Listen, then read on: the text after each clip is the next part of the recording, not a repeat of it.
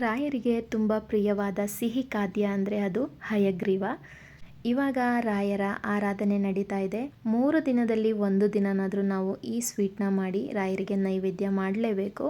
ಹಯಗ್ರೀವ ಮಾಡೋದಕ್ಕೆ ಬರಲ್ಲ ಅನ್ನೋರು ಮನಸ್ಸಲ್ಲಿ ರಾಯರನ್ನ ನೆನೆಸ್ಕೊಂಡು ಈ ಸಿಹಿ ಖಾದ್ಯನ ಟ್ರೈ ಮಾಡಿ. ಮಿಸ್ ಆಗದೆ ತುಂಬಾ ಚೆನ್ನಾಗಿ ಬರುತ್ತೆ. ಮನಸ್ಸಲ್ಲಿ ಭಕ್ತಿನ ಇಟ್ಕೊಂಡು ಯಾವುದೇ ಪ್ರಸಾದನ ಮಾಡಿ ಮೊದಲನೇ ಸಲ ನಾವು ಆ ಪ್ರಸಾದನ ಮಾಡಿದ್ರು ತುಂಬಾ ಚೆನ್ನಾಗಿ ಬರುತ್ತೆ ಅನ್ನೋದು ನನ್ನ ನಂಬಿಕೆ. ನಾನಿಲ್ಲಿ 1 ಗ್ಲಾಸ್ ಕಡಲೆಬೇಳೆನ ಅರ್ಧ ಗಂಟೆ ಮುಂಚೆ ನೆನೆಲಿಕ್ಕೆ ಇಟ್ಕೊಂಡಿದ್ದೆ. ಅದನ್ನ ಇವಾಗ ಒಂದು ಕುಕ್ಕರ್ಗೆ ಸೇರಿಸ್ಕೊಳ್ತಾ ಇದ್ದೀನಿ. ಯಾವ ಗ್ಲಾಸಲ್ಲಿ ಕಡಲೆಬೇಳೆನ ತಗೊಂಡಿದ್ದೆ ಅದೇ ಗ್ಲಾಸಲ್ಲಿ 1 ಗ್ಲಾಸ್ ನೀರು 1 ಗ್ಲಾಸ್ ಹಾಲನ್ನ ಸೇರಿಸ್ಕೊಂಡಿದ್ದೀನಿ. ಇವಾಗ ಇದನ್ನ 3 ರಿಂದ 4 ವಿಷಲ್ ಬರೆಸ್ಕೋಬೇಕು. ಕಡಲೆಬೇಳೆ ಚೆನ್ನಾಗಿ ಮೆತ್ತಗಾಗೋವರೆಗೂ ಬೇಯಿಸ್ಕೋಬೇಕು. ಹಾಗಾಗಿ 3 ರಿಂದ 4 ವಿಷಲ್ ಬರೆಸ್ಕೊಂಡ್ರೆ ಕಡಲೆಬೇಳೆ ಚೆನ್ನಾಗಿ ಬೆಂದಿರುತ್ತೆ. ಈಗ ಇದಕ್ಕೆ 2 ಟೇಬಲ್ ಸ್ಪೂನ್ ಆಗೋಷ್ಟು ಬೆಲ್ಲನ ಸೇರಿಸ್ಕೊಂಡಿದ್ದೀನಿ. ಇದರಲ್ಲಿರೋ ಹಾಲಿನ ಅಂಶ ಎಲ್ಲ ಕಮ್ಮಿ ಆಗಿ ಇದು ಗಟ್ಟಿ ಆಗಬೇಕು. ಅಲ್ಲಿವರೆಗೂ ಕೈ ಆಡ್ತಾ ನಾವು ಇದನ್ನ ಬೇಯಿಸ್ಕೋಬೇಕಾಗತ್ತೆ. ಸ್ಪೂನ್ ಇಂದನೇ ಈ ರೀತಿ ಕಡಲೆಬೇಳೆನ ಸ್ಮ್ಯಾಶ್ ಮಾಡ್ಕೋಬೇಕು. ಕಡಲೆಬೇಳೆನ ಎಷ್ಟೇ ಬೇಯಿಸ್ಕೊಂಡ್ರೂ ಅದು ಮೆತ್ತಗಾಗಲ್ಲ. ಹಾಗಾಗಿ ಸ್ಪೂನ್ ಇಂದನೇ ನೀವು ಈ ರೀತಿ ಮಾಡ್ಕೊಂಡ್ರೆ ಬೇಗ ಮೆತ್ತಗಾಗತ್ತೆ. ಅದ್ರ ಜೊತೆ ತುರಿದಿರೋ ಅಂತ ಒಣಕೊಬ್ಬರಿನ ಸೇರಿಸ್ಕೊಳ್ತಾ ಇದ್ದೀನಿ. ಒಣಕೊಬ್ಬರಿನ ಜಾಸ್ತಿ ಹಾಕಿದಷ್ಟು ಹಯಗ್ರೀವ ಟೇಸ್ಟ್ ತುಂಬ ಚೆನ್ನಾಗಿ ಬರುತ್ತೆ.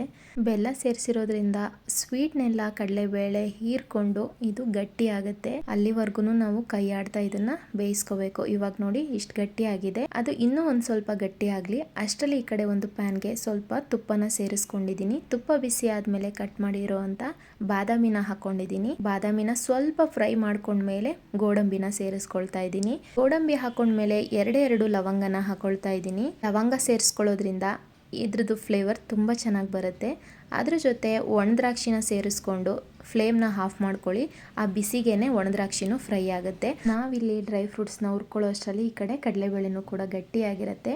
ಅದಕ್ಕೆ ಈಗ ತುಪ್ಪದಲ್ಲಿ ಹುರಿದಿರೋಂಥ ಡ್ರೈ ಫ್ರೂಟ್ಸ್ನ ಸೇರಿಸ್ಬಿಟ್ಟು ಒಂದ್ಸಲ ಮಿಕ್ಸ್ ಮಾಡಿಕೊಂಡ್ರೆ ಆಯಿತು. ಈಗ ಬೇಕು ಅಂದರೆ ತುಪ್ಪನ ಇನ್ನೂ ಸ್ವಲ್ಪ ಸೇರಿಸ್ಕೋಬೋದು. ಇವಾಗ ಇದಕ್ಕೆ ಅರ್ಧ ಸ್ಪೂನ್ ಏಲಕ್ಕಿ ಪುಡಿನ ಸೇರಿಸ್ಕೊಂಡಿದ್ದೀನಿ. ಅದ್ರ ಜೊತೆ ಚಿಟಿಕಿ ಪಚ್ಕರ್ಪೂರನ ಸೇರಿಸ್ಕೊಂಡಿದ್ದೀನಿ. ಬೇಕು ಅಂದರೆ ಸೇರಿಸ್ಕೋಬೋದು, ಬೇಡ ಅಂದರೆ ಸ್ಕಿಪ್ ಕೂಡ ಮಾಡ್ಬೋದು.